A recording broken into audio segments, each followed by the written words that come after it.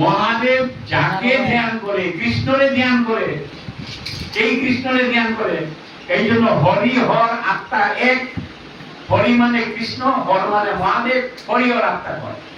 হরি হর আত্মা এক, কোনো আলাদা নাই। ভগবানের থেকে ভগবান কৃষ্ণর থেকে তো মহাদেব হয়েছে। এই যে হরি হর আত্মা, হ্যাঁ, আজকে ধীরে ধীরে এটা যে মুখনিশ্চিত বলে, মহাদেব অত্যন্ত খুশি হয়েছে। বাহ, আমি যাকে ধ্যান করি তার মুখের কথা, আমি তো নিজে স্বয়ং ধ্যান করি, তাহলে তারা ধ্যান করতে কত যে খুশি হইতেছে। এটা তো গীতা শ্লোকের মধ্যে মানে লেখা আছে যে যত্র গীতা বিচারশ্চ, যেখানে গীতা বিচার হয়, বিচার মানে গীতা ওই যে কৌটোর বিচার না, ব্যাখ্যা হয়, গীতা পাঠ না।